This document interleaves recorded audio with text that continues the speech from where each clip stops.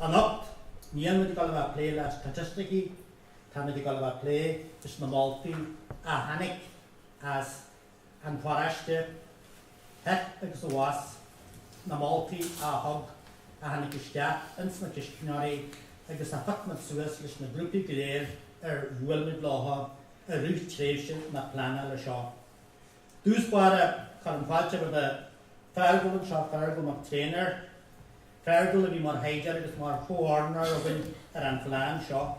agus tá bhfuil a bhas mór tiltige as an uair Iachar bhí le déanamhaige áran se breag asta, bhí sé anpa cialhad teicseanna agus ínta maithí cléile bun na paraiste so that na buíhasta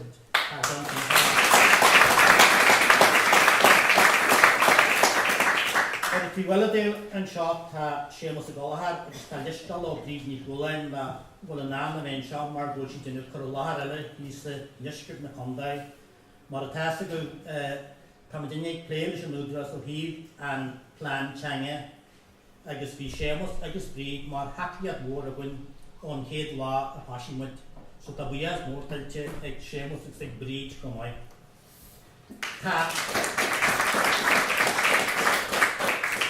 Listal ó Father Dennis na féidir leis an seo tá chuine aige mal na fé agus a rís dúid sé an sa teachta tar sé aghain gur sé sásta gach taciad a thortúin in ar níireachtaí ag dagantásaí. Ó híomh pláir na hí an optá mar dúirt na session a tom a dúirt an na Maltaí a hanig as an chwaraiste. Bé Fhaola a gur a láthar agus a rís tar éis sin má tá sáileadh cisteanna na Maltaí briseadaí agus sé mar grúpa is féidir le iad a láthar an seo dún. Sílim go bhfuil písí pepper i Kathleen sin má tá sé géirí iad a scríomh síos má bhfuil sé géirí lórt is féidir iad a chur ar pepper. So gan mar an muirím dhéanamh ar Fhaola go bríd na Maltaí.